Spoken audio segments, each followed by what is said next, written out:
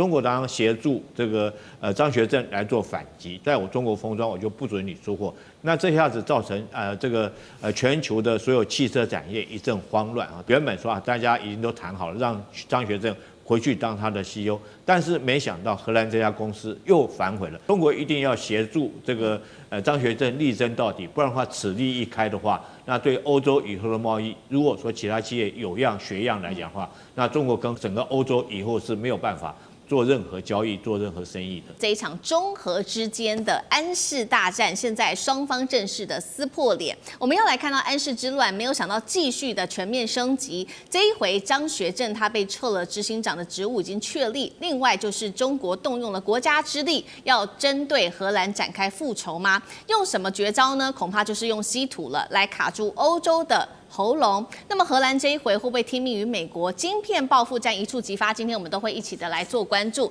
三个火线话题，今天会请来宾帮我们做解答。第一个，中荷之间的安氏之乱再出现了反转，记得吗？才刚双方签下了协议，没有想到荷兰这一回又毁约反悔了。他说本来要让执行长复职的，现在要撤掉这样子的一个说法，并且呢继续的控制住来自于安氏的控制权。中国怒呛说你后果要自负。那么接着我们就会来关心，今天会来看中国如何借着国家之力来协助张学正展开这一场复仇战。第二点，美国也同样出手了。这时候美国出手，荷兰才态度放软。因为呢，我们来看到中国大陆用的这个关键招数，就是卡住欧洲国家的稀土，用的是慢慢的审查来卡住欧洲2000多件的稀土申请，拖到这些车厂都快要停产了。那么欧盟可紧张了，这时候就怒骂荷兰。那么可是呢，荷兰还是没有动作。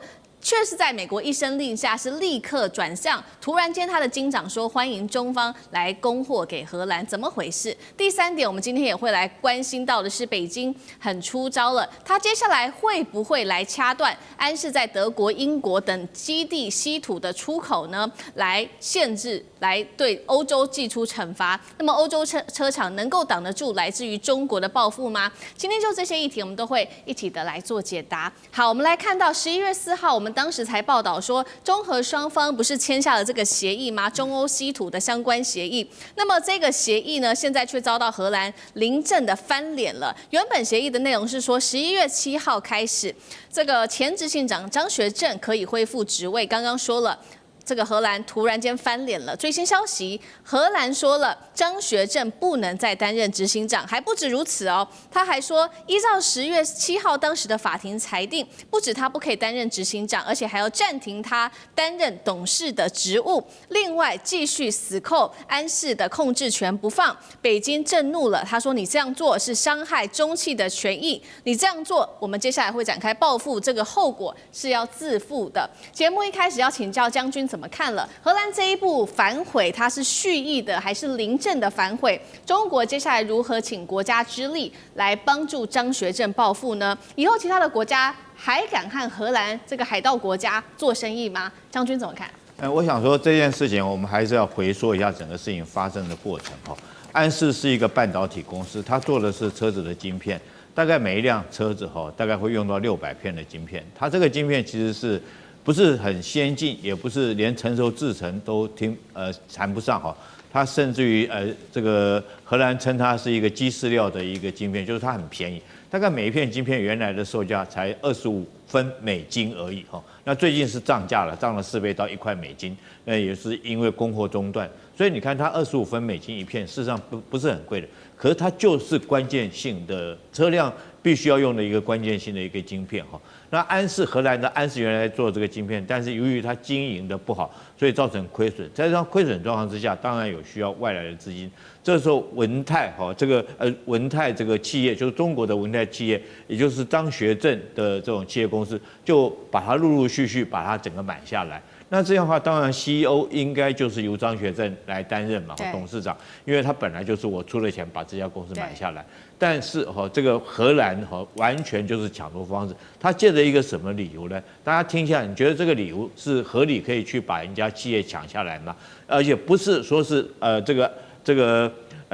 企业把它抢下来，是荷兰政府在荷兰政府协助之下把这个安泰抢下来。他用了什么理由？就是说这个你现在这个张学正泄密给他的把这个制造的机密泄露给他自己另外一家公司叫做鼎泰匠心的这家公司泄密过去。事实上后来经过调查并没有，因为事实上这个张学正在这个安氏这边还买了50台的机台，还在这边加大成本投资而且来讲的话，他在这个鼎泰匠心那边所有权这个董事会投票的时候，他也投了弃权的票，所以由上述的证明来讲的话，这个张学正并没有泄密的一个事实。但是很明显的这件事情，就是因为他转亏为盈赚钱了，所以说是荷兰借着所谓国家安全当作以他为幌子这个想要将这个金鸡母抢过去。那现在后续是怎么发生的呢？后续来讲的话，那当然中国是不可能接受这种事情。可是这个公司很特殊的，它是设计或招牌是挂在荷兰的然后晶片生产在那边生产，但是后续来讲封装是在广东的东莞来做封装，也就是说，在荷兰晶片做好以后，它必须要送到中国来做封装。那如果中国不让它出货来讲的话，你就卖不了。那之前来讲的话，中国当然协助这个张学正来做反击，就是说不准他出货这个封装完以后，在我中国封装，我就不准你出货。那这下子造成这个全球的所有汽车产业一阵慌乱当然在10月7号。原本说大家这个和谐了大家已经都谈好了，让张学正回去当他的 CEO， 但是没想到荷兰这家公司又反悔了。他现在做什么呢？他晶片不交给东莞这边来封装你就没有封装。但是他忘了一件事情。东莞这边封装厂里面，它有库存的晶片，它照样可以做封装，照样可以出货然后之后来讲的话，后续来讲，事实上它不是很这个精密的晶片，所以中国包括到中芯国际干嘛都可以制造这种晶片，那只是后续来交给安氏来采购。所以现在来讲，我觉得荷兰来讲的话，这把亏真的是吃大了。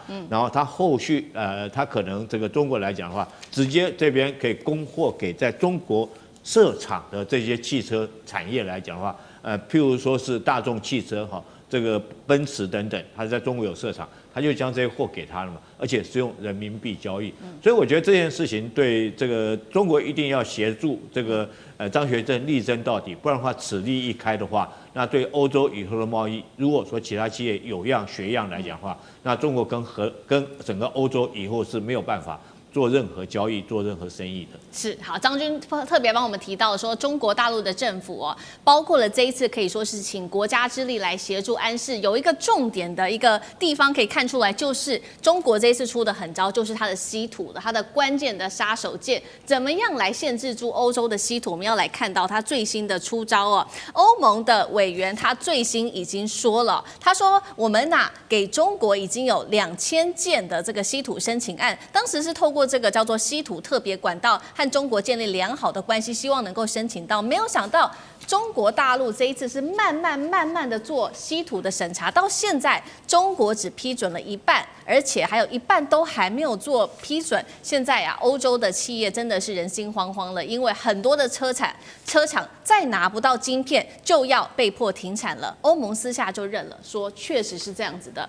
短期内没有人可以逼得了中国针对稀土来做松手。所以呢，欧盟内部大乱，传出有人就开始怒轰荷兰的政府，给政府不断的施压，说你再不放行安氏给中国，欧洲就要崩盘了。我们看到这个是中国大陆的强硬手段，针对于欧洲国家，但是另外一头，荷兰似乎也没有要松动，却是听美国的话。这次美国出手了，荷兰才稍微态度放软。我们来看到荷兰的经济事务部最新紧急声明说，这是最新消息，今天的新闻已经收到了中国和美国就最新的贸易协议通报，荷兰表示欢迎中国恢复对安氏中国厂的供货。金长也说了，中国的供应至欧洲和世界的晶片将会在未来几天之内就会送达给安氏的客户了。所以接下来要请教杨老师怎么判了。中国这一次用出的就是慢慢去审批这2000多件的稀土案，是它的杀手锏吗？现在欧洲到底有多慌张？最讽刺的事情是，美国一出手，荷兰就立刻听话了。他只会听美国的话，是这样吗？杨老师怎么看？他只会听美国的话，在这个世界上，他根本就是个走狗。其实荷兰我非常替他惋惜。你知道，16世纪的时候，荷兰根本就是世界霸主。我们今天所看到的这些股市金融体系，都是荷兰那个时候所创建出来的。各位要知道哈，荷兰还有 Netherlands 这两个其实这个地理范围不一样哦。Netherlands 是这个国家的名称，因为我们通常把它叫荷兰，可是事实上荷兰只是 Netherlands 里面2个省份，而那2个省份叫荷兰，在整个16世纪的时候，它是在全球贸易的主导，然后一直到现在为止，它在欧洲的角色都很关键。就没有想到，你看它在这个事情上，因为美国9月份通过的那个50%的穿透关税，2个礼拜之后，荷兰的经济部长就开始对安氏半导体下手，因为安氏半导体是文泰科技拥有100%的这个持股的，那本来是要倒掉的，几百亿美金把它买下来，然后呢，把它引进更多的客户，尤其中国大陆的这些需求引进来，那由在英国跟德国的这个制造厂制造。然后呢，送到了中国大陆东莞的封装厂，80%送到那边。可是你知道那个封装厂每年做多少颗半导体吗？800亿颗，很夸张哈。因为一个车子至少要用500颗，电动车要用到1000到2000颗，如果是智能车，可能用到2000到5000颗。所以它这个量的需求非常的大。那这个跟国家安全有什么关系？我跟你讲，没有车子做不出来才影响国家安全的。可是现在，美国不是跟中国谈好了吗？然后呢，荷兰还是就做这个动作，出尔反尔。我个人觉得，我还是希望中国大陆采取更强硬的手段，而且要搞清楚，第一个是美国，然后是荷兰政府，然后才是那个安氏半导体。安氏半导体里面有一些它的就是当地的这些雇员管理阶层的开始集体叛变。然后把这个所谓就是执行长的一些什么做的有没有的东西，但现在知道有些根本是假的，然后呢要把他赶走，让他们以及荷兰政府取得这个控制权，这不就海盗国家，这不就国有化？那你这个接下来你做出来的东西，你送到哪里去封装？我觉得中国第一个你要不要针对美国？你说你这个50%的穿透关税，你要告诉荷兰政府，否则我不跟你签。你稀土延后1年没有这回事，态度一定要硬起来。针对荷兰政府呢，也一定要采取反制的措施。针对安氏半导体，我觉得更简单，谁敢现在帮安氏半导体供货，我就断他的稀土来源。我们所有的中国的企业不准再接他的单，不准买他的产品。那你觉得他会不会怕到？会。不然我跟你讲这个是会野火燎原的。因为有几千家在中国在全世界拥有持股过半的这些公司怎么办呢？将来随时被人家抓起来，就当这个等于是来欺负你吗？中国大陆一定这方面要强起来。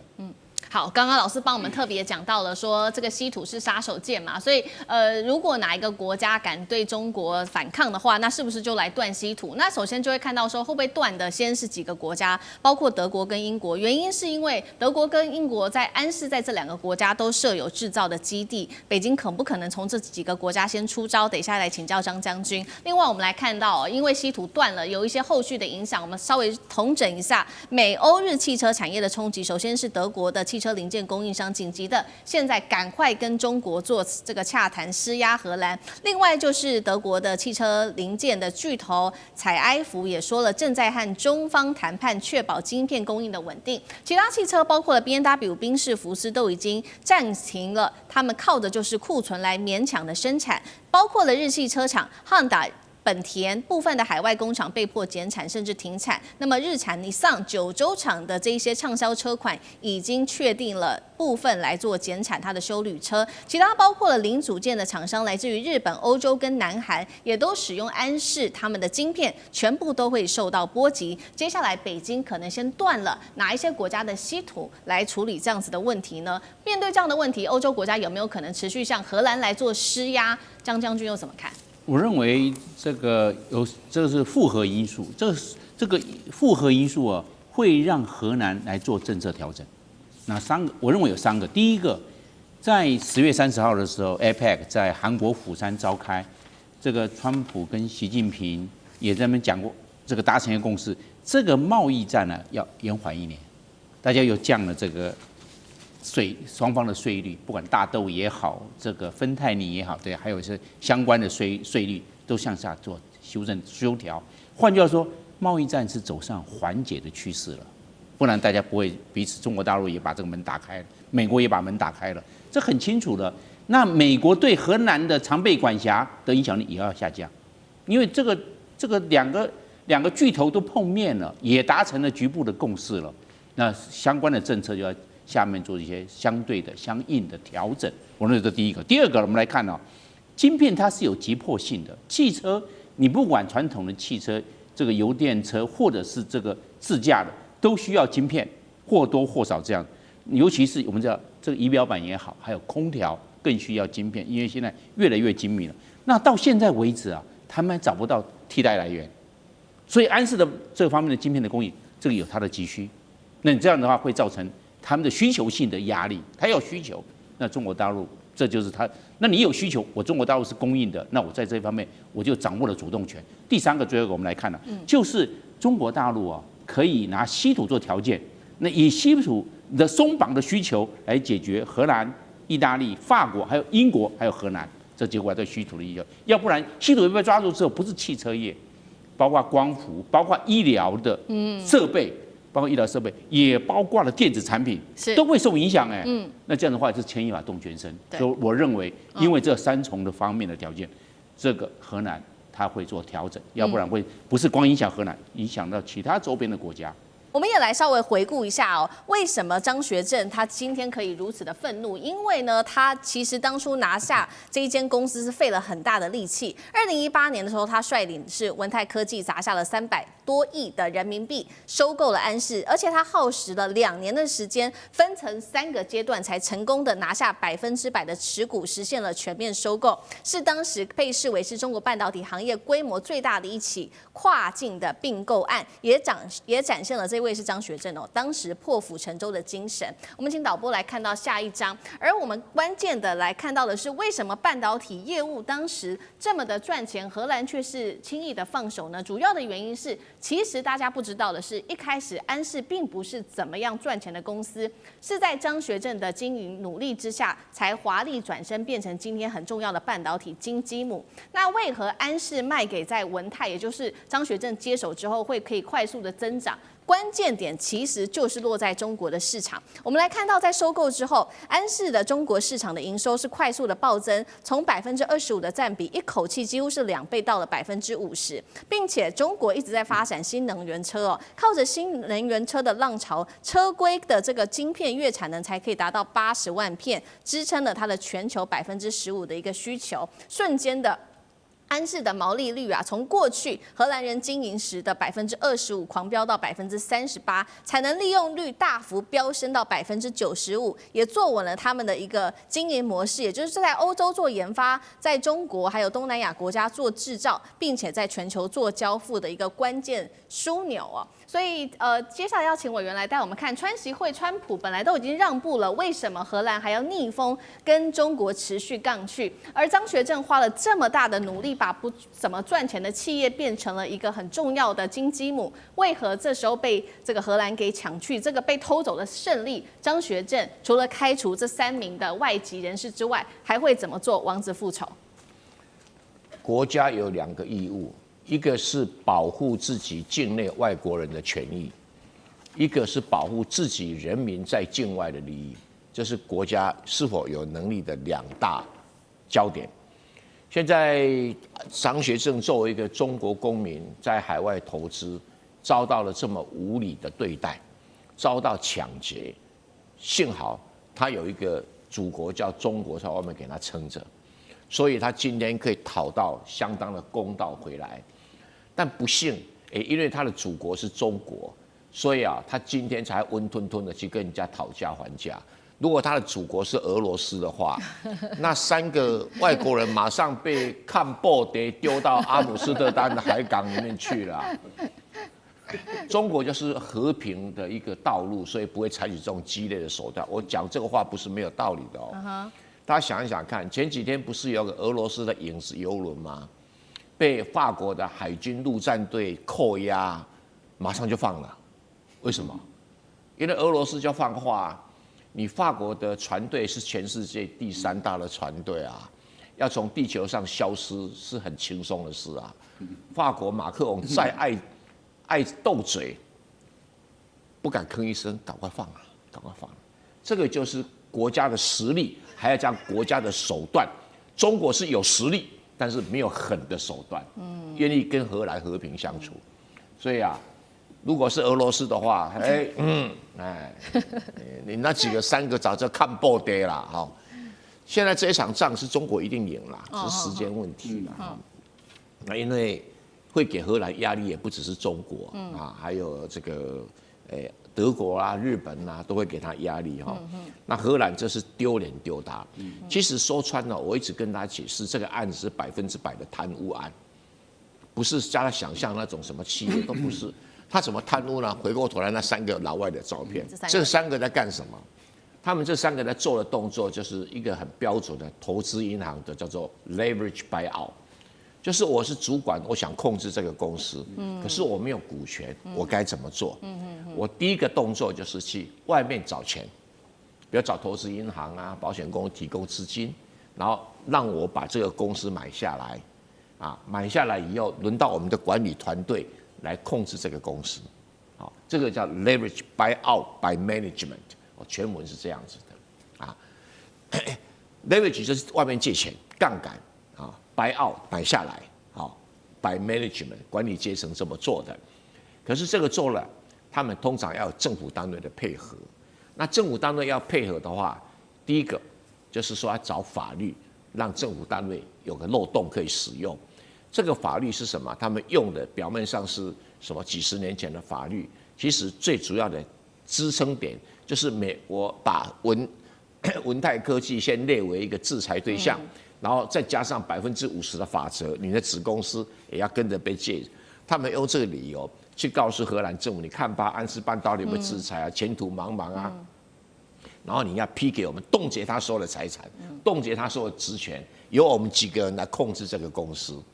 换句话说，他如果用这个方式来控制安斯半导体的股权财产的话，他很轻松的可以外面找到很少的钱，就可以来买下这个公司，不用那么高价钱来买，这是很标准的偷窃跟抢劫。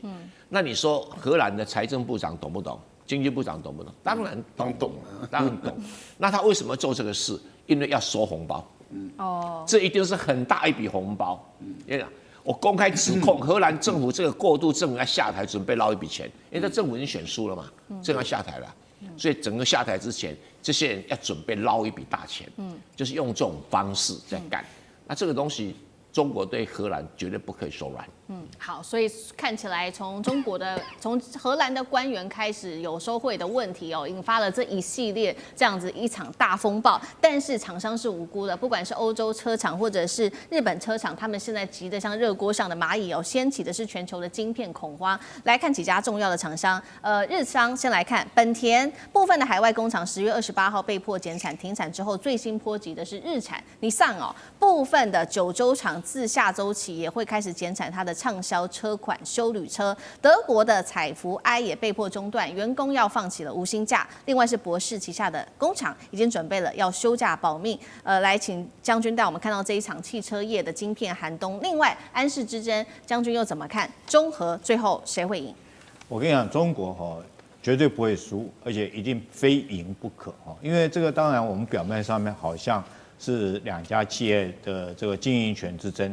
但是背后所代表的含义，代表中国跟欧洲2大这个集团的一个这种互相对抗。那试问一下，如果说安世这件事情中国让步来讲的话，那以后来讲，所有欧洲企业会不会有样学样？中国在这边比较好的，已经经营有力的金鸡母，他们就用这种抢夺、掠夺的各种手段把它抢夺去了。那此风不可长，此利不可开，这是第一个。所以中国非要把这场仗打到赢不可就动员全中国的所有的这种资源跟力量都要赢。第二个来讲的话，我觉得中欧这2个地方来讲的话，后续以后来讲，大家还是要彼此互相的合作跟共存那不能说借着用这种博弈互相斗争的方式，那对全体来讲的话都不会有利的。所以这场战争所后面代表的含义，不只是安世这个企业权的争夺而已。那为什么我说中国一定会赢呢？我们现在看一下这家安氏这家公司，它是主要什么？它是做汽车的这种半导体，也就是说我们车子在开的时候，一辆车子大概有500片的晶片那个晶片不是什么高科技的晶片，不是甚至于连成熟晶片都谈不上，它大概将近1-2000奈米的那种晶片一辆车子大概有500-600片。但是是在安氏在荷兰那边做出晶片，然后完了以后，它到哪里呢？到中国的东莞、广东这边来做封装。大家要知道，如果说一个晶片你制造出来以后，经过设计，然后制造出晶片，然后完了最后要封装，封装完以后你才是可用的晶片。所以最后的这个出口端是在中国这边。那现在来讲的话，双方争夺到前一阵本来说11月7号的时候，已经有缓和迹象，也就是让张学正回去再当CEO， 但是没想到这个安氏集团居然在这个时候又说了一句话，他不将这个晶片送到中国的东莞厂来做封装那等于说断了我没有晶片给你，那你看你怎么卖？对。可是问题是说，我说中国为什么会赢？第一个，在中国东莞厂，它还有很多库存，它可以现在用人民币供给在中国设厂的汽车公司，供给他们来使用，它还有库存的。第二个来讲的话，它不是很难的晶片也就是中国包括到中芯国际都可以制造出这种晶片，我只是后续来讲的话，到这个地方去安装嘛。那第三个，我认为张学正还有一家公司就鼎泰匠芯片公司，它一样可以设计它以后来讲的话，我用人民币来交易就好了。所以我觉得这次来讲的话，这个中国在这方面一定会尽全国所有力量来帮助张学正以免欧洲其他的企业或其他国家政府有样学样，那确实是做了最坏的示范。原本以为川习会结束之后，中美已经默许恢复安氏的贸易。11月1号的时候，我们可以看到当时中国的态度也是转为和缓。他说，中国商务部宣布要恢复对于这个晶片的出货。没有想到，我们来看到的是，才过3天而已，11月4号，中核现在是传出来有签了这个协议，叫做中欧稀土与半导体供应链临时的协调纪要。那么协调的主要是在人事跟产能上面有了重大的一些突破，包括特别承诺11月7号前何方同意恢复中国籍的前执行长张学正的职务，11月13号前会解冻总部资产跟中国的业务的授权。但是现在外界比较关注的消息，就是有关于大家最在意的这一场股权的控制权。荷兰在这场协议当中并没有提到任何的字，也代表荷兰现在还不愿意放手。来看到，所以这个消息一传出之后，当天的下午，也就是同一天11月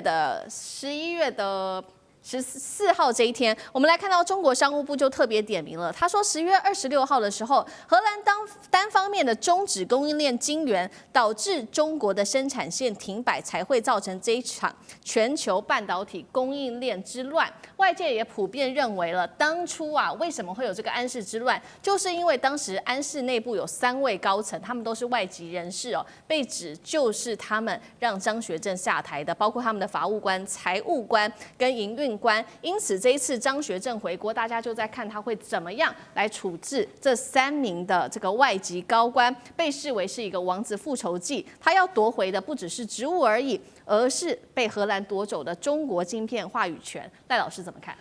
我觉得张学正背后有中国的政府的支持、国家的支持所以他的底气很够。那换言之，也就是说，这场战争不只是他个人的战争也是汽车晶片的战争。中国要掌控有全世界的汽车晶片的主控权。另外一个部分里面，那当然也是公司跟他个人的战争嘛。我们很清楚，因为我记得我当初最早大概在1991年我到法国去读书，那个时候我们台湾的这个手提电脑正在兴起的时候台湾的3C产品正在起来，台湾有很多的跑单帮的或者有很多的厂商，他们就到荷兰去试点我那时候也有几个朋友他们是台大也是电机工程毕业的，也是在这个电脑工作了一段时间。他们本身也带了一些厂商的代表，也包括了台湾的后来著名的企业我们不讲名字他们都到荷兰去。在跟荷兰交手之后，就体会到最重要的一件事情，就是说因为荷兰人在欧洲人来讲被著名的小气，没有诚信，会吃掉人的东西啊。他们在欧洲是非常有名的，所以他们基本上来讲跟荷兰人做生意啊，都是一手交钱一手交货。没有什么信用卡的，也没有什么，一定就是我电脑给你多少，我钱要收多少，而且要收的是现金。这个就是我最早在30几年前，在欧洲的时候，跟我的朋友们，他们对于跟荷兰人交手经验中最深的体会就是荷兰人很不可靠，他们的最深的体会是这样。那现在发生这件事情，坦白说，我一知道的时候，我并不意外，因为马上回想起，30-40年前我们的台商在荷兰所遭受到的待遇，他们说一不小心就会被他们吃掉，他们是很狠的啊。那这样的一个情形，我们看到在这次他们也想把这个安氏把它吃掉。那当然背后查出来的是美国，因为中国大陆很早就放出这个足够的证据跟讯息，因为在荷兰法院在审判的过程中，有很多都是跟美国有关的。我相信这次在吉隆坡的会谈跟在这个韩国的会谈里面，应该是有可能极有可能有谈到这个部分。是。那很明显的，美国也知道这个问题也会涉及到美国的汽车厂商，因为你也知道，在晶圆这个部分，最后的封装跟封测是在中国做的。那一旦晶片进入了中国，那出不去的话，对于美国的厂商，现在日本的尼桑已经直接讲了，它已经停止这个生产制造了，因为晶片没有进来，也影响到欧洲的汽车厂商这么多，也包括美国的厂商在内。那对中国大陆来讲，它就有一个最终的，就有点像稀土的这个关键的这种杀手锏在里面。是。虽然你的前端都是在荷兰做，但是最后的这一端是在中国做，中国不出来你也没用。那我想在这样的一个较量中，美国也知道也影响到他自己的汽车业，而且也吃不下，因为中国就是用稀土，用各方面来跟你打。对。那最后荷兰撤，我个人认为张学正上来了以后，这3个人都要开除。没有话讲。因为没有什么理由，因为在欧洲做生意在跟西方人打交道大家是比狠的。你不狠，你软，人家你不狠，你以为你是宅心仁厚，在西方人的角度来看的话，是你软弱，你不行。你有本事你就把他们干掉。我觉得本来就应该要干掉他们，3个人一个都不留，而且他们的派系的人，所有全部都要马上即刻清理东西滚出去。我想这是张学正首先要做的第一件事。好，中美晶片战开打之后，现在也加入了欧洲的角色，现在帮着美国一起来对抗大陆吗？晶片战现在全球全面开打，我们要来关心的是，荷兰这一回是沦为美国的傀儡吗？因为他正式的宣布要接管大陆的安氏这一家半导体公司，挑战北京的底线。大陆作为反制，他就决定稀土来卡荷兰，是否最后是卡在艾斯摩尔的身上呢？川习会的前夕有非常多的议题，赶快带观众朋友来关心。首先，今天的3个火线话题，第一件事情，荷兰说他现在要接管大陆的安氏那欧洲现在可以说，我们直接解读它就是站队美国队了吗？中美科技战确实从中美烧进了欧洲国家，艾斯摩尔有没有可能成为下一张记品牌呢？因为大陆不再提供稀土了。好，第二件事情是中国确实针对荷兰也有所反制了，祭出了2招，第一招就是直接让这个安氏它在中国大陆的厂商呢是直接限制它的这个半导体的出口，另外也用稀土来卡喉，直接导致的欧美的车厂不管是福斯、BMW 或宾士，他们现在都非常的紧张，恐怕会有断链的危机了。这是第2点。第3点，川习会前夕，我们刚刚讲的这个川普在打晶片战之外，还把台湾给拉入了。他说台湾是中国眼中的苹果，台湾会不会接下来也成为川普这一场关税战的重要筹码呢？好，我们来赶快关心的是最新消息，荷兰政府在9月底是正式的呢，说以国家安全风险为理由，强制的直接接管了中国文泰科技旗下的这个安氏半导体。今天就是要来关心这一间公司并且冻结了安氏半导体旗下全球30个的实体资产，并暂时暂停中国籍的执行长的职务。中国大陆听到这个消息之后，非常的愤怒直接回击，他说痛批你荷兰政府现在直接是把经济给政治化了吧。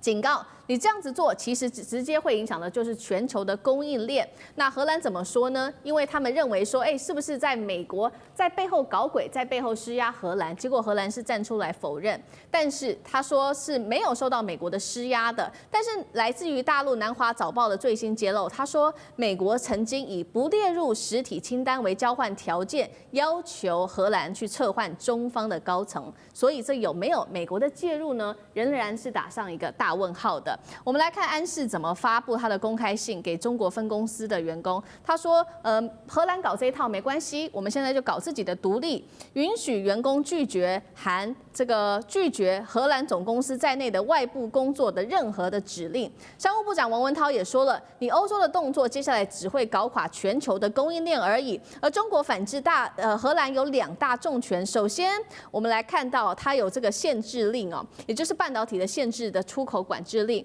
针对安氏的东莞厂改采上4休3，也就是减少工时，也缩减出货全球汽车大厂。结果我们刚刚说了，这几家美欧的车厂直接就受到重击，不管是福斯、B&W 或者是宾士等等。另外，大陆还卡的是荷兰的稀土。最新消息，我们来看到它针对14奈米以下的晶片用稀土开始做逐案审批了，是不是会掐住接下来艾斯摩尔需要用在它的 EUV 光刻机生产的一个重要的元素呢？因为艾斯摩尔现在根据了解它所需要的这个稀土恐怕很快会断裂了，它现在库存顶多就只能再撑3个月而已了。荷兰这次出手是自主的这个欧洲自主防线吗？还是它是美国的科技战的傀儡呢？中美关系的经济战正式把荷兰也拉进来了吗？大师怎么看？对，其实它这个里面就是这个等于说是欧洲国家，尤其是这个荷兰哈，它是追随美国啊，把任何的这些海外投资或者海外市场纳入所谓的安全审核的这个范畴里面。那荷兰事实上的话，大概差不多3年前就通过了一个法令，这个法令啊，事实上就变成就是说任何的并购啊，所谓的并购或者投资案的安全审查法。那这个法它通过以后，它可以回溯，因为事实上当时安氏的母公司也是中国的文泰电子啊，它2019年的时候哈，它花了巨资把那个时候经营不善的这个一个哈，它这个也是一个欧洲的这个应该好像是易泰吧，就是说就是一个晶片公司啊，把它收购了，它收购所占的股权达到79%，是，那就等于说完全控制我这个公司。那把这个公司在在差不多4、5年的营运下来，转亏为盈，然后呢，业务蒸日上。欧洲的很多大厂，这个福斯汽车、B&W、Vans 都是它的客户，它做的产品主要是车用晶片。那这个车用晶片，说实话，它没有一个晶片是100奈米以下的，都是100奈米、200奈米的，所以它没有什么高科技技术含量，说穿了，你有什么安全？对，说穿了就是说这个公司在你这个欧洲这个生产以后，帮你这个公司开始转亏为盈，那你就开始对这个公司你就觊觎了。那你当时你为什么不去把那个荷兰政府为什么不去把那个当时在亏损中的那个荷兰公司安氏公司的钱是把它买下来呢？对，为什么赚了钱你就变成安全有顾虑？而且你高科技的话，你有安全顾虑。你这样子的这种很普通的科技，你有什么好顾虑的？是，所以这就是明白的，就是怎么讲，就是一种野心，然后呢，借着安全之名，事实上的话，在这边掠夺别人的财产。那不过中国他们当时没搞清楚，这个安氏的这个欧洲厂的所有的产品，大部分要送到中国大陆去，怎么送回中国大陆进行封装？对，你的原产品你不封装是没有用的。对，中国大陆很简单，所有对安氏的这种输出全部停止，让你的安氏你就没有产品可卖了。那这一招就逼着荷兰现在好像昨天荷兰的经济部长跟这个中国大陆的这个商务部长已经通电话了。那这个怎么会解决呢？我觉得就变成说，除了政治还有商务的解决，因为现在 BMW 福斯公司也开始在抗议了，说你荷兰在搞什么鬼啊？对，所以我觉得这个荷兰这个民族就是太贪心了，然后这个强盗本性不改。好，来干哥又怎么看？大使讲的完全很正确，为什么你知道吗？你知道，就说安士他做的这些，你知道他主要是什么？就说电动窗啊、方向盘啊这些开关。这些科技你认为是也蛮高端的，对，但是它在真正的跟国防科技比的话，它更不算不上什么。对，100奈米以上的这种东西，然后不行，为什么？因为我们荷兰政府发现你这可能跟中国有莫大的关系，因为你被中国收买了，所以你跟中国有莫大的关系。这什么神逻辑？本来就是这样。我现在是中国帮你把这个公司收买，就是说收购之后，现在这一家公司它是专门做什么？它专门做电子控制元件的，车上的嘛。那现在已经转亏为盈，然后全球70%的供应都靠它。但是要从哪里出货呢？要从东莞的安士的厂出货，再出货到欧洲去的，是这样的。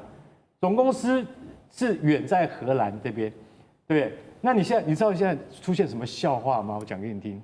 在东莞的总公司现在出了个问题，货架上的货不能再摆上去了，要拿那个大纸箱包起来装起来。然后呢，因为后面的货一直做出来，然后那个有从温州坐了1000多公里那个高铁跑到东莞去，我在现场买可以吧？不行，现场不出货，为什么？你去问我们领导啊，不卖就是不卖。为什么？中国说好了，你现在制裁我在这个荷兰阿姆斯特丹的总公司是，那全球的汽车工业通通不要拿到货了。啊，你这些，因为安士它是全球的这个，就是说最终的汽车晶圆的封装厂，要从我们东莞的厂出去的。对。啊，有商人坐了1000多公里，然后到了现场，看到他们说奇怪，不是有货吗？卖给我们呢？不卖就是不卖。不管你是 BMW， 或者你是福斯，或者你是法拉利都要用这种，都要用他们的东西。现在不卖你就是不卖你，不卖你怎么办呢？东西积那么多，然后不卖，那就是我们国家的政策啊。我们可以不卖吧，我们可以囤吧，然后就是不卖。然后呢，不行，牵涉到另外一个问题，4000多人的工厂啊，你现在都不卖，工人还在生产啊，怎么办？哎，国家补贴，上4休3，上4天班休3天，扣你1/5的薪水，同不同意？一问，26万人，就是我刚才讲4000人，对不对？他们进行全省工商普查，26万人有17万人同意，接近2/3同意，就是说我愿意少拿1/5的薪水，我1个礼拜上4天班，然后3天要休假，因为这朝向美国的那种制度前进的。是，这是中国他在这个就是说巨变之下，他所想出来一个方法，而且这样可以使他的那个真的失业率不要攀升那么高。中国有的是方法解决，所以我今天讲一句实在话，荷兰政府你真的太莽撞了。你没有把事情想清楚，你就干了。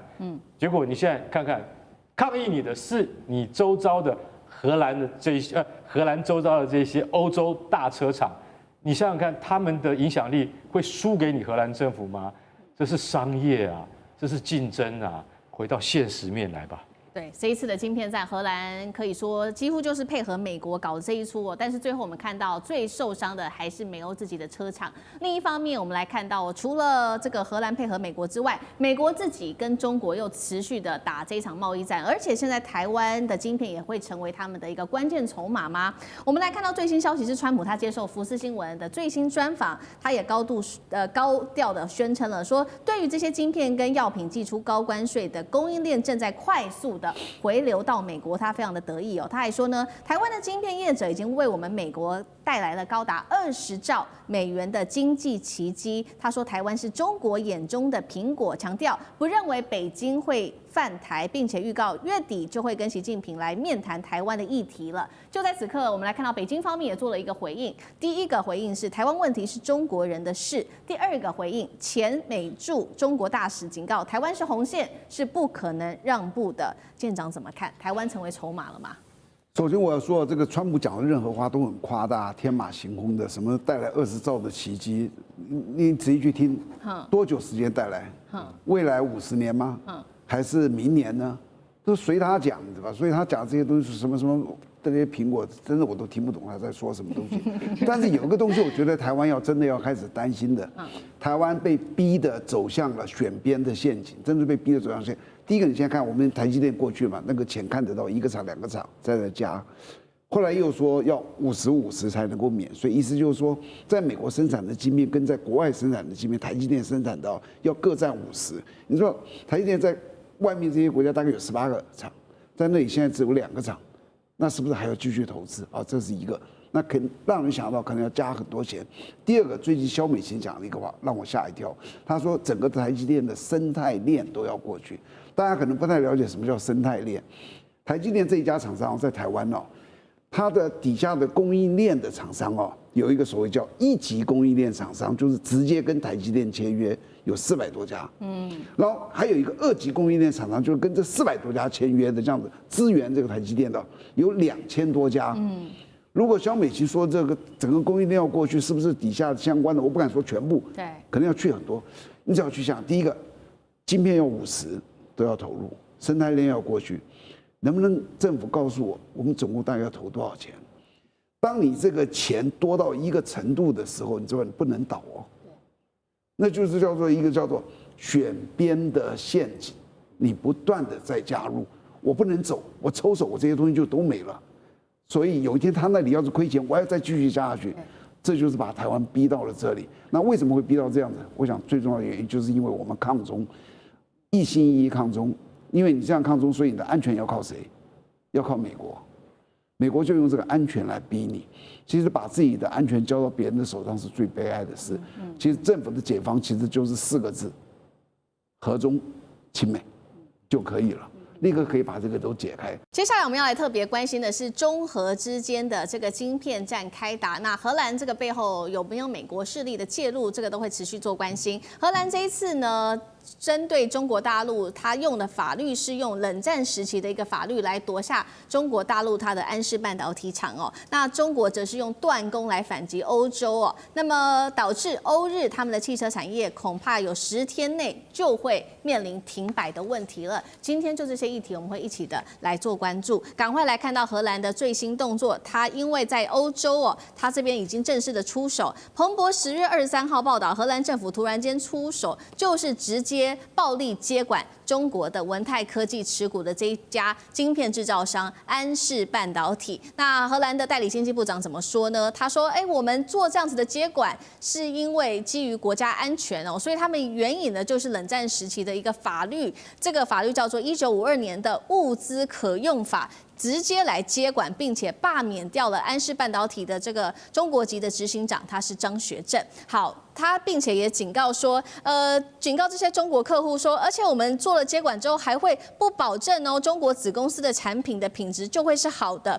安氏半导体现在是怎么做运转的？带观众朋友稍微了解一下，主要是在欧洲这边做研发之后，就会送到中国厂这边去做这个晶片的封装。那根据了解，现在全球由中国工厂负责的全球70%的产品都是在中国厂这边来做封装的。一旦你的晶片在中国这边封装好之后，才会出口到欧洲国家去。那针对这一件荷兰的这个动作，北京立刻是祭出了反制措施。它怎么做呢？就是把中国厂跟荷兰的厂呢，它直接独立做一个经营，恢复的分公司的中国厂就直接只供中国自己的半导体做使用，也就是说不出口给欧洲国家做使用了，并且呢，所有的销售、所有的的这个交易方式都是使用人民币来做结算的，会造成什么样子的后果？就是欧洲现在已经说了，主要的汽车的供应商跟零件商1周内就会面临到晶片断货的问题，而且10天到20天之内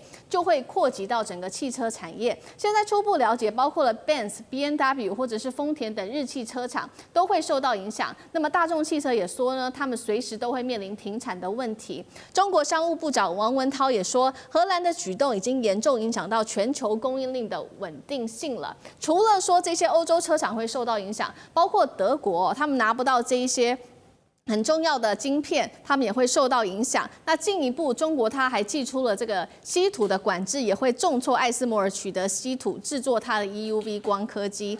节目一开始，请教厉将军怎么看了？安氏的中国厂号称只负责封装，为什么现在看起来中国先恢复供货，但是欧洲陷入在供应链的危机？这一场这个经营权之争，到底谁会先撑不住？厉将军，安氏半导体哈，其实它不是什么高科技的半导体了哈，你甚至于它连成熟晶片28奈米都谈不上，它甚至于是2000奈米以上的做这种晶片，那主要是做这个汽车车用的晶片，每一辆汽车这可能要上千片，它这种晶片啊，不管你去感测到，譬如说是自动驾驶哦，或者是说感应到这个行车之间保持车距等等，都要用到这相关的晶片啊才可以。那安氏半导体本来是荷兰的一家公司，由于它经营不善，都已经快倒了。那文泰科技，中国文泰科技就入股把它买下来，买下来在文泰科技的这种经营之下，它转亏为盈。那当然我买下来的话，这个CEO 执行长当然由我中国来派。但是没想到荷兰政府借着说国家安全冷战的时候，这个物资可用法是配合美国，讲明了就是配合美国，然后硬是说是将他的中国的股权只降到只有1%，另外99%为他国有，甚至于冻结中国在这个安氏半导体的所有的这种表决权等等都把你冻结了，等于说是讲明了就是荷兰政府把这个安氏半导体抢去了，跟个抢匪一样抢去。好，那你抢去以后，你知道就是这个安氏半导体这个招牌是挂在荷兰但是工厂是在中国东莞你研发是在荷兰，但是生产都在中国。那你既然这样子出手这么恶劣的抢夺我，那中国很简单嘛，我就是不准你出口嘛，因为工厂在我这边，我货就不准你出口。但是没想到这个荷兰政府也用了一招他说，那你既然不让我出口，我就不发给你薪水他说不发薪水给中国的这些员工，他们就没有薪水。那中国没关系啊，那我就把这个东西拿出来，我自己来卖。那你不准我不会卖到你欧美这些国家去。我中国自己也有汽车产业啊，中国也有很多的电动车，干嘛？我就供给中国的厂商，国内自己厂商来使用。我一样有钱可以收入，我一样有这个钱可以付给我东莞的这些员工，而且我卖给我自己中国的汽车产业来讲的话，他还可以说什么？就是用人民币来交易，就避开美元。所以我觉得这一场这个中荷之间这一场这个有关于安氏半导体的这种争论，最后的结局应该可以看得出来，最后荷兰必须要软下去，因为你事实上也没有意义嘛，你只是配合美国在做这个动作，做这个傻动作，等于自己在挥刀自宫，你知道吧？你是断了自己的生路。所以后续来讲，我觉得中国因为有足够硬的底气。所以在这场这个争夺大战之中，应该是中国占到上风，而且会获得最后的话语权，也获得最后的赢家。好，这个荷兰这次接管安氏半导体，有人外界看起来就像是好像荷兰就是直接用抢夺的方法。当然，荷兰是说，我们用的是有根据法律依据的就是冷战时期的这个法律来接管企业，并且开除中方的主管。他说这样子是为了保护国家安全，到底有没有正当性？汉庭怎么看？还是政治接管？荷兰政府所用的所谓物资可用法是1952年冷战时期出来的，而且那是用在战争时期紧急状态、物资缺乏的状况那现在呢，它是用来接管了一个正常经营的企业，当然是有问题，就如同大炮打蚊子，而且这大炮呢还是从博物馆里面临时拖出来的。所以首先他扣上了罪名，因为你治理缺陷，所以我要把你给接管。但是他一方面指控安氏半导体做得不好，目前也没有拿出令人信服的公开证据，就好像一个裁判突然就闯进了球场，然后抢走一方的球，我怀疑你不会踢球，所以我自己下来踢。那他自己能踢多好呢？这也不知道，跟法治精神背道而驰。而且关键是选择性执法，因为安氏半导体被中资的这个文泰科技收购之后，它的营收和研发都是持续增长，也为荷兰贡献了可观的税收。所以如果荷兰这么做，当然没道理。所以背后还是地缘政治的因素嘛，它就是华盛顿的这个哈巴狗，种种迹象都表明了，它只是在配合美国的对华科技围堵。第一个呢，根据目前曝光的法庭文件，美国官员在2025年的6月明确要求荷兰撤换安氏半导体的 CEO 张学正，以此作为该公司不被列入美国出口管制的条件。所以这就表明了荷兰为什么要这么做，因为它会被美国的长臂管辖所约束。那第二呢，温顺小绵羊啊。因为连文泰科技的荷兰律师都指出，哎呀，我经济部在这件事情上为什么呢？因为我是跟着美国的温顺小绵羊，他自己都这样讲，所以他放弃战略自主、甘为马前卒的行为，对一个主权国家来说，当然是不明智的。那当然，这件事情呢，也再次印证了一个历史上的规律：核心技术买不来、求不来、也讨不来，最有力的回应就是坚定不移的走自主创新之路，将科技的饭碗牢牢的端在自己手中。那张将军又怎么看？那荷兰应该是也是面临在政治上面临美国的压力，他们好像也没办法。张将军怎么看？我认为到最后会采取妥协，因为为什么？因为这个安氏半导体，它的最重要的是它生产的是在中国大陆，研发是在荷兰。但是在这一方面的话，那到时候我们知道生产是最重要的。那现在这欧洲的库存呢，大概就有2个方法：第一个10天20天结束了，第二个他要去寻找替代市场。那替代市场能不能那么顺利找到替代市场来拿到这些晶片？因为它是做的很简单嘛，一个是电晶体，另外一个是晶片逻辑晶片。对，那就是2个啊。那赶快去找替代市场。如果能找到替代市场，这个呢还能够解燃眉之急。那如果找不，这只是一时燃眉之急。但是长远来看，还是要有稳定的供应源。那你还是要这个回到安氏半导体，大家来合作。那你现在真的要把它做撕破吗？而且我们知道，汽车制造业是欧洲非常大的一个制造商，所以这些晶片它一定需要这个，它量一定需求量非常大。你要找，就算是它要找到替代来源，但是也问题是相对有限，能够找到多少，能够替代多少比例，这是个问题。所以我认为，要真正的荷兰真的要解决这个问题的话，势必要找到一个折冲的方案，就是我认为是一个妥协的考量，替代市场只能解一时的问题。妥协的方案才能够赢得双赢，所以站在地缘经济的角度来看的话，目前最佳的方案还是走向妥协。好，杨老师呢？这个其实是在去年11月的时候，文泰科技就被美国的商务部制裁，但当时并没有制裁这个就是安氏半导体，因为这是在荷兰，属于文泰科技的子公司，虽然是100%的持有。那结果到了今年9月的时候呢，你就看到美国的商务部就把中国大陆被制裁的海外企业，如果拥有50%以上的股份，就要延伸制裁，这个东西就严重了。所以后来你就看到10月9号，中国大陆针对稀土就有一个0.1%的所谓的延伸管制，那这就针对美国的这个做法。那美国就想要找个案例来做了，就要求就对荷兰施压，针对这个安氏半导体。那安氏半导体其实，它的影响的层面，你就大概会影响到一些出货的这个速度。你要找到替代，并不是不容易，但是呢，它会影响到这个企业。文泰企业其实事实上是民工，就是说各半的哦。可是呢，它就好像是当初在1950年代，埃及把苏伊士运河给拿回来国有化，然后呢，英国就开始对埃及进行攻击。就叫做苏伊士运河事件，这不是很像吗？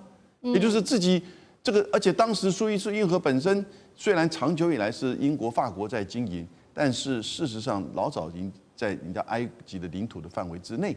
那现在是你经营不善，我进去把它买来，把它做好，而且对你的企业、对你的就业、对你的这个收入都有帮助。结果你把它就像一句话给拿回去，饼就被你抢走了。那但不幸的是，制造在我这边，封装在我这边，那我就自己做，然后影响到是其他欧洲的这些汽车的供应商是可以找到替代，但是呢会到达，就算问题解决，也会影响到这个文泰这个科技。那我是觉得他们就在等待什么？等待川习会，因为川习会现在尤其是费森特跟就是何立峰正在马来西亚要准备开会。这个所谓安氏半导体根本不是中国跟荷兰的问题，是中国跟美国的问题。好，接下来我们要来关心到的，在西川会前夕，中核晶片的这一场经营权的争夺仍然在持续。我们来看到荷兰这一回是否夺权，而且踩了红线呢？中国这一次也做了一个反击哦。我们等一下会一起来看。那么西川会前夕的谈判桌，接下来可以看到火药味已经十足哦。先来看到今天的火线话题，等一下请来宾来帮我们做解答，就是荷兰9月份突袭式的袭击，并且取得了安氏。那么这时候中国强硬的做了在晶片出口上面的封锁反击。到底荷兰这一场夺权是保住自己的国安，还是直接掠夺中国的技术呢？谁才是真正的幕后推手？等一下做解读。第二件事情，安氏之争会不会登上在这一次，也就是明天的西川会上面的谈判桌呢？川普真的会为盟友出头吗？还是他会反手把荷兰当作自己的筹码，一手谈一手打呢？第三件事情，欧洲车厂现在可担心了，因为没有晶片啊，产线全面停摆，恐慌情绪蔓延，晶片战会不会扩张成全球供应链的浩劫？下一个中枪的不会只是欧盟而已，会不会还包括美国自己呢？今天这些议题我们都会一起的来做解答。这一场中核的安氏之争，我们看到全面开打哦。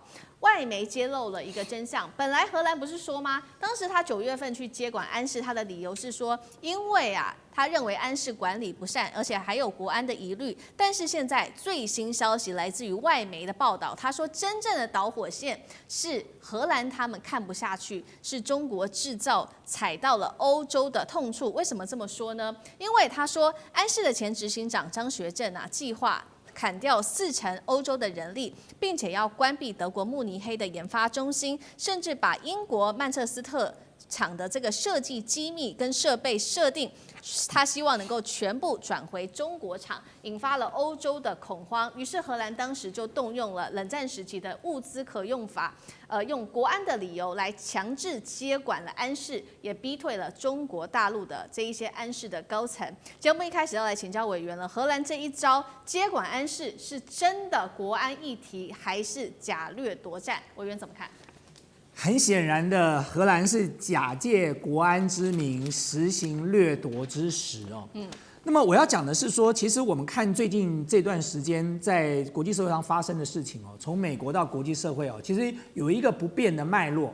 这个脉络就是美国跟他的盟友小弟们常常做搬石头砸自己脚的事情，有的时候砸到自己脚就算了，还连朋友的脚也砸了哦。那么砸了朋友的脚就算了，有的时候搬的石头太大了，旁边一堆愚蠢的幕僚就跟着一起搬，然后搬一个更大的石头去砸自己的脚。荷兰今天就是干了这件事，他搬了这个石头下来呢，不但砸了他自己的脚，他连整个欧洲的车企的脚全部都砸到了。所以欧洲的许多国家对荷兰做这种蠢事已经强烈的不满了。对，包含德国的这个总理，他也在这个公开表达过啊，说你要讨好美国就算了，你干嘛把我德国拖下水呢？那我们回过头来讲安氏这个事情哦，事实上是这样，荷兰在今年的9月30号，他动用了商品控制法，把安氏强制的接收了，把原本文泰科技的股权从100%降到只有1%嘛。那么其实在他宣布之前是9月29号，美国的工业安全局就已经宣布针对实体清单的出口限制要扩大。文泰科技本来就在美国的这个实体清单之上，可它现在扩大成什么呢？就是你这些科技转投资只要超过50%的，都要一并出口管制。对，所以呢，这等于是美国再一次的用长臂管辖哦。然后荷兰呢，一方面是自己有危机感，另外一方面是为了要讨好美国，配合美国的政策，然后就开始启动了对安氏的接管的动作。但是原本欧洲打的算盘是什么？安氏当时为什么要跟中国大陆的文泰结合？其实原本欧洲打的算盘是这样。他希望把晶片的设计跟高阶制造留在欧洲，把封装跟测试我送到中国，然后呢，借这样的一个模式打造欧洲自己的这个像车用晶片这些基础晶片的生产线。可是呢，这个没有想到的问题是他自己在生产的过程中，你既然文泰科技掌握了你的安氏半导体100%，我要讲100%的股权哦，这是在多少？2017年的时候。安氏用268亿人民币卖给了文泰科技，文泰科技花了268亿买一家公司，买下来之后，难道他不需要经营这家公司吗？这家公司如果绩效不好，你难道不需要做裁员？你难道不需要做所谓的 relocation 吗？这任何一个经营公司的人都知道的。当你面临到这个人力成本过高，或者是技术有缺乏的时候，你会怎么做？你一定去找人力成本更低的地方，或者技术素质更好的地方来进行生产。而且讲得更直白一点，这家公司就已经人家买下来了，到底干你什么事啊？你既然敢卖给他的时候，就全部都卖给他了。我第一次还听到说，卖了一家公司之后，你还不能动这家公司的厂哦，你不能关这个厂，你不能把这个设备移走，你不能把这些技术拿走。这些技术难道不是登记在当时那268亿的资产里吗？否则人家花268亿买你什么？买你一个安氏的名字吗？所以最奇妙就在这里了。你今天把人家的股权从100%降到1%。那我要请问一下荷兰，你要不要把钱还一下呢？啊，那268亿你给人家拿走了，然后你现在跟人家说你只占1%咯，所以你当然就会导致到中国大陆的全面反击嘛。全面反击倒霉的是谁？倒霉的就是欧洲的车厂啊，因为欧洲的车厂长期以来就是依赖了安氏所生产的车用的这个基础晶片，现在这个一断货，接下来呢，欧洲的几大车厂像 BMW、像 Benz， 他们可能在出货上都会有造成很大的问题了。对，就如委员所带我们看到的，所以现在其实倒霉的就是欧洲的车厂，因为中国大陆当然早就已经祭出反制了，针对荷兰的这一系列的动作。我们看到原本的这个安氏它的运作模式就是确实是在欧洲做研发，然后如委员帮我们提到的，中国完成制造，那大概70%啊，封装测试等等都是在大陆做的。那大陆做完之后再出口到欧洲国家，但是等于说大陆现在把它一刀砍断了。那目前为止，其实截至目前，过去一直运作的方式就是说，主要的这些前段都会在英国、荷兰跟德国这些地方来做研发等等。那总部会设在荷兰，然后后段的部分则是在亚洲进行，不管是在中国或在菲律宾跟马来西亚等等。但是大陆现在等于是把这一切后段都卡死，让它无法出口到欧洲国家去这些晶片。那么影响的就是确实欧洲的车厂之外，还有日韩的车厂。欧洲的车厂现在福斯已经出来说了，晶片库存啊，我们只能再撑下3周而且宝马跟宾士的产线现在也都陷入在瘫痪之中了。另外，他们还要担心的是，现在中国市场根据欧洲的说法，冒出了一堆是安氏相容的零件供应商，但是欧美厂商仍然是不敢买的，原因是安氏已经警告了，中国厂的产品我们不会给你保固，也就是说你买的这些零件坏了也不会有人帮你做处理跟维修等等。现在的关键要来看了，西川会有没有可能安氏这个议题上谈判桌来化解中核的危机？卞老师怎么看？这个我先强调一下哈，这个荷兰干了一件蠢事啊，但这个蠢事的话呢是有连锁效应的。所以我这边得到的题目是说，这个北京封锁这个出口，这个生产这个封装的地方是在东莞啊。那么这里头的话呢，就是最重要的，北京是叫做杀鸡儆猴了啊，因为荷兰呢自己以为啊，替美国当小老弟啊，这个谁喊的啊，就是先敢对对方的老大开枪啊。这荷兰自己以为自己很厉害，然后美国很高兴啊，什么关税的问题。但实际上的话呢，荷兰有一个想法错误了。第一个错误的话呢，就是呢，他把这个1000多奈米的芯片当成稀土来搞啊，这个是没有用的啊，这个是非常，就因为它生产了非常多嘛，上千亿片啊，封装的上千亿片，他把它搞得，他以为这个是独一无二，他就搞了这个方法，搞了一个什么暂时的法律，1953年的什么的，就勉强，美国也不高兴。那大陆的话一看以后，9月30号登了，4天后10月4号，大陆马上讲不准东莞封装的任何一个安氏的芯片出口，啊。那么这个要大家了解，这个荷兰就是搞不清楚这个状况。然后第二点的话呢，荷兰呢说谎啊，官员呢为什么官员呢出来说谎呢？因为他们现在已经倒戈了，那个马上下台的那个部长啊，就在那边讲啊，这不是我们搞的，我们没有按照美国的讲法来做，想要混过这段时间。可是底下要接上去的人会是个大麻烦呢，中荷之间大麻烦，就不让他搞。那大陆基于要杀鸡儆猴，什么杀什么鸡，要惊什么猴呢？就是说很多美国的小弟想要耍荷兰这一套啊，就现在非常严重。这基本上的话呢，因为你当初要的钱啊，加起来是280几亿，当时购的价格，整个航母起来，航母让它超过300亿的人民币啊，人家买你什么？人家是最主要，原来是说你总公司啊，因为大陆在买东西，就像是那个吉利买了那个 Volvo 一样啊，那个总公司都放在斯托哥尔摩，是造成一种感觉上是个洋公司好看，当初是这样子构想的。那你现在的话呢，就是荷兰的总公司还真的摆起谱来，想要当真的一样，那根本的理都没有理你，你75%以上的芯片都是在东莞做的，他根本就不让你出口，不让出口，你下就断供了，断供以后就没了。然后最重要的是，荷兰当初的条件就是你把那个张学正那个 CEO 给我换掉啊，那个文泰当中的话，大陆要了解啊，只要中国的企业受到欺负，那政府一定会出手啊，那不准出口，那就政府出手啊，对不对？你逼到最后的关头，现在这里头的话呢，一个非常重要的情况下，就是说，你现在荷兰搞这事情，对不对？一巴掌耍掉你半个脸了啊！从此以后看你还敢不敢动？现在好了，同意了，认怂了，啊，安置出口啊。用人民币计价啊，然后维持这个，现在基本上能够出芯片啊，但是这个安氏中国厂已经完全跟荷兰断掉了，我们自己干就不要你了，是啊，你这个搞的方法，因为荷兰本身人家说偷鸡不着18米啊，现在是，偷鸡不着的话呢，连自己所有的工具都不见了啊，以后再也没有工具了，所以就这个麻烦。好，那干哥呢？干哥又怎么看？其实我跟你讲哈，那荷兰为什么会搞这个飞机啊？我们真的。你援引了1952年冷战时期的商品供应法，对不对？你认为有国安疑虑，我一直在思考，它主要出口的是汽车晶片，它跟国安有很大的关系吗？这可能就是我比较不懂的地方。为什么？因为它不是飞机的高阶晶片，或是飞弹的高阶晶片。如果它是这些，就是说这些科技产品的话，那你当然安视它有很大的国安疑虑。那它如果不是那么先进的晶片的话，那为什么政府会发动这样的制裁？会就等于是说，我现在就开始监管你这家公司了。可是问题是，它现在所影响的都是宾士啊、BMW 啊、福斯啊。福斯的库存晶片只剩下3个礼拜了。他说：“我跟你讲，只剩下3个礼拜。3个礼拜一到，我是一部车我也做不出来。那政府你要怎么办？你要怎么帮我们？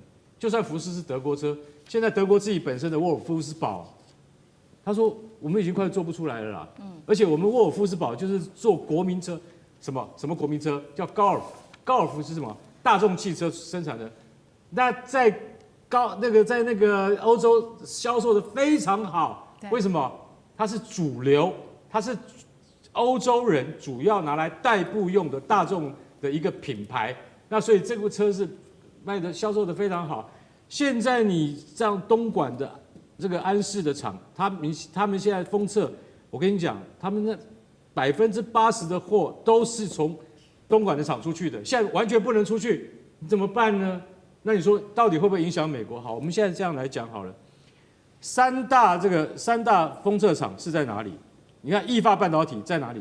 在深圳的福田，英飞凌在马来西亚，那安森美是在菲律宾，那为什么？都在海外，大家想一个问题，简单嘛，成本便宜，就是说人工低嘛，人工低他们才会设在海外。就大家看到我们那个图上面，为什么会分别在马来西亚、菲律宾啊，还有那个深圳，就是因为它的人工低。因为什么知道？欧洲完全没有封测厂啊，它只有什么？它只有晶圆厂。那封测这种事情是最后端、最尾端，但是需要很多人力，所以交给了成本比较低的亚洲厂，这样子连成一体的话，你的企业才有利可图嘛。所以是这样。结果现在你现在踩到自己的脚了。荷兰政府，你现在这个厂在东莞，它现在不出货，造成了在欧洲本土的前3大车厂BMW、Benz 还有福斯都没有办法出货。那我今天讲一句实在话，很快的危机就会到来了。那你荷兰现在怎么办呢？你要像那个委员讲的，把那个股权再还给安氏吗？我告诉你，中国大陆没有这么容易低头的。这件事情，我觉得你们私底下，荷兰政府一定要跟北京好好的谈，不然汽车产业马上就面临很寒冷的冬天了。好，接下来我们要来关心到的安氏之乱到现在还在烧，但是最新消息，荷兰认输了吗？今天我们要来关心的是文泰现在重掌他的管理阶层哦，包括执行长已经回复到他的位置上面。欧洲车厂这个时候表忠求中国豁免，是否让荷兰压力太大，所以求饶了呢？今天一起来做关心几个火线话题，今天会请来宾来帮我们做解答。第一个，荷兰是否真的已经低头了？被自己强夺接管的公司，如今又要亲手奉还给中国，从强硬封锁到签下了这个协调的纪要，荷兰这一路是承担了安氏之乱。承认了安氏之乱，它全面败北吗？第二件事情是，真的是这样子吗？因为我们看到安氏目前在人事上面是已经解决了，但是在股权上面的问题还没有被解决。中国夺回了管理权，只是第一回合，真正的角力之后会不会是在股权，也就是会在董事会还有资本战场上才要正式的厮杀开打呢？这是第二个问题，今天会来做关注。最后我们来关心，确实现在欧洲车厂可急了，因为没有晶片嘛，不管是德国的车厂，这一些车厂已经向中国正式的递出了申请。欧洲的汽车命脉已经被中国晶片紧掐住了吗？今天就这些议题，我们都会一起的来做关注。好，大家记得吗？当时荷兰政府很粗暴的接管了安氏半导体，让这一场中欧之间的晶片战开打，但是现在出现了戏剧性的反转，中国不是只拿回了它的主导权，现在包括了它的核心的资产授权跟人事也都全面回归到中方手上了。我们要来看到的是中欧最新签署的，也就是中国跟荷兰签署的这个叫做稀土半导体供应链临时的协调纪要，荷兰在多方面做出了让步，哪几个呢？我们来看到荷兰它放弃了联合管理层改组方案，简单来说啦，就是同意解除对于中方高层的人事限制，所以呢，接下来执行长张学正将会确定在11月7号原本被解职，现在确定了这一位中国的执行长张学正先生，他就会正式的复职了。11月3号的时候，荷兰总部的资产也会授权，将可以被解冻。那么欧盟也承诺了，约束成员国不再重蹈覆辙了，类似针对性的投资都不可以再做了。中国也同意会来做分阶段解冻它的产能，安氏的东莞工厂会来恢复产能，释放出流程。好，节目一开始来请教苑老师怎么看呢？荷兰可以说是全面认输吗？退回了管理权，并且签下了这样的协议，怎么看？荷兰认输，但不是全面。我跟你讲哈，因为我对于荷兰啊这些欧洲人呢太了解了啊，要他们全面认输，认输给中国，认输给美国，他们是全面认输啊。但是认输给中国的话呢，那需要一段时间了。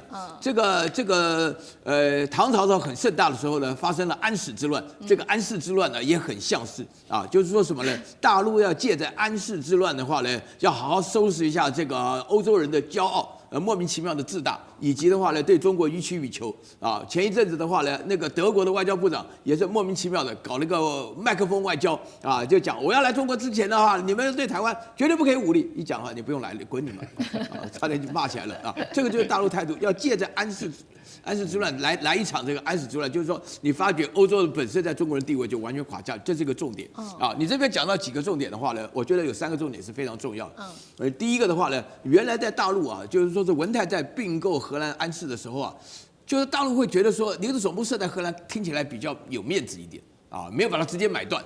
啊，这个是一个后来引发，就是荷兰本身根本就没有能力，就是一个穷大户。原来的话呢，这个好像女儿都已经嫁过去了，但是名字还是留在家里住，他突然就不让你回家看亲了啊，那这个就不行了啊，这个就不行。大陆这是第一个重点，然后第二个重点的话呢，就是说荷兰本身来讲啊，就要把那个张学正啊，因为他是在荷兰总部里面安氏做 CEO 的，就张学正是 CEO， 把他换掉啊，换掉其实具有形式的意义，就是说欧洲人呢看中国人不顺眼，你知道吗？他们种族歧视，这心里非常严重的嘛啊，荷兰人的话呢，就特别长得特别又高又瘦，那鼻子又尖的那种啊，所以说呢就把张学正换掉。然后第3件事情啊，就是荷兰到现在大陆讲说东莞的封装厂啊就不出货的时候。他马上也讲说寄出来芯片不给你，不给你封装什么的，态度很强硬。但是呢，现在里面得到一个非常重要的关键了，大家都了解说，第一个，你这个东莞里面啊，这个800亿片啊，应该800亿片的芯片不出口，整个世界尤其是德国的汽车要停顿。那为了不让德国，因为德国现在剩下什么？德国现在剩下在这个俄乌之间冲突，什么都贵的情况下，又不能没有汽车工业。然后德国现在整个欧洲化也搞得一塌糊涂，所以在这种情况下的话呢，它经不起这个。然后呢，现在呢，原来呢，荷兰是要靠着欧盟跟美国的压力反弹中国，现在的话呢，美国不理。欧盟呢压着荷兰说以后不要再搞这一套了，这套根本就没有用了。但是对大陆来讲的话呢，这不是单纯的一次胜利啊，这是永久的胜利，因为大陆会连续的。我跟你讲哈，现在先搞荷兰，然后再搞德国，接下来马上再搞法国，然后都一个个搞的。为什么会这样子？就是要杀鸡儆猴嘛。你不要学着美国那一套，什么穿透法案，没这回事。好，确实，我们现在看到这个中荷之间表面上和解，但是其实眼前还有更大的问题。等一下带观众朋友来看到，就是是在股权上面，接下来会怎么做分配？等一下请干哥来带我们看。好，我们现在看到中荷之间还是持续的互呛。荷兰呛什么呢？呛中国说你出口管制拖垮了整个全球的供应链，还无法保证你的东莞厂何时可以恢复出货，更无法确保你出货产品的品质。中国则是反呛荷兰说，不顾中方提出的合理诉求，你才是造成全球供应链混乱的来源呐。那刚刚讲了嘛，这一场战场其实现在的关系点其实是在股权上面哦，因为刚刚说了，中欧签下的这个协议里面并没有谈到股权问题，所以接下来会不会延伸到资本层面的资本战？干哥怎么看？对，这个问题很严重，但是我们现在还是要回到问题的源头好了，就说，大家觉得说安士是一个完全100%由中方控股的，但是大家以为说一次就花大钱把它买下来，不是，花了3、4次啊。其实张学正他以前是做什么？他以前是做手机的，帮你想得到的三星啊，什么很多公司啊，他都帮他代工的。后来我跟你讲，一夜之间就发现说手机代工也赚不到钱，从70%的毛利剩下3%，他赶快他在这种事情发生之前几年，他要知道我要转型什么？转型半导体，所以他要吃下安士的时候，你知道他用什么贷款啊、融资啊，花了很多钱，想尽办法。听清楚，是张学正一个人用他自己的信用去贷下来，当时收购了这个安士。安士的前身是谁？大家都不知道。安士的前身是飞利浦，它是飞利浦旗下的公司。那飞利浦也不要半导体了，为什么？飞利浦他准备要做那个什么，就是医疗器材啊，他觉得那个毛利比较高，所以他就把这个半导体部分让出来，要卖掉，成立一个公司叫恩智浦。那这样这个后来就被张学正买下来了。经过3、4次的并购，花了大概380亿的人民币，才把安士买下来。到最后是100%持股。好，你刚才那个思敏你讲的对，你现在我们都谈了，好啦，这个你们对于这个张学正被拔掉啊，你们很有意见啊，你们中国这边不出货啊，那好了，我11月7号让他复职好了，然后呢，那个荷兰总部的资产授权那会到11月13号解冻，恢复。我想请问一下，这是100%的私人的企业，你说要解冻它，你现在对于这个股权方面，荷兰你有什么意见？是不是？这件事情，我告诉你，在国际，今天如果在国际法庭去打官司的话，荷兰政府你会输哦，你会输哦，你现在，但是你可以，他们一定振振有词，他们说我们不相信张学正完全是个人投资，后面一定有政府的影子，拿出证据来，是不是？是。这个谈判后面还有的谈呢，还要拖上很长一段时间。可是福斯公司已经讲了，福斯公司讲说什么？福斯汽车说，我的汽车，我跟你讲，我想请问你一下，我们这些逻辑晶片一个有时候只要几分钱呢，那个几分钱美金而已。你现在叫我突然换一个供应商，我去哪里换？我去哪里找？我已经在找了，可是我现在马上找到可以替代安士的公司，没有这么快。没错，对于这个晶片，他们现在的库存量还有26周，你知道，如果没有26周，我跟你讲，福斯一定倒，现在就倒给你看。为什么？因为它一定有这么长的存量，不然它每天要生产几千辆汽车，它怎么顶得住？现在根本心脏一直在跳，为什么？26周好像很久，马上就到了，到了安士还是不东莞厂还是不出货的话，会倒的，不是只有福斯会倒而已 ，BMW、宾士都跟着一样啊。对，所以这个都是一个很大的问题。我觉得在股权这个问题上面，我觉得荷兰政府脑筋还是没有搞清楚。中国政府会打国际官司跟你打的，我跟你讲，你必输无疑。是好，但是确实哦，不管是股权问题，现在看在这些欧洲的车厂里面，他们根本不 care 说，不在意说你荷兰要去跟中国争夺什么股权，因为最现实的状况就是，确实他们的晶片已经快要没有，快要用尽了，所以这个时候欧洲车厂是真的慌了，赶快来寻求大陆的帮忙。我们来看到几家重要的车厂，包括了德国的采埃孚，还有这个欧摩威、博世等等，都已经向中国正式的提出了申请哦，希望能够把这个晶片的出口管制给解除掉，因为目前欧洲汽车晶片70%都是靠中国来做封装的。那么德国厂这个采埃孚刚刚提到的，他已经说了，他说现在如果供应链中断，员工就会被迫放无薪假。博世旗下的厂甚至已经准备要休假保命了，包括刚刚干哥带我们看到的哦，福斯。这个晶片只能再供应26周。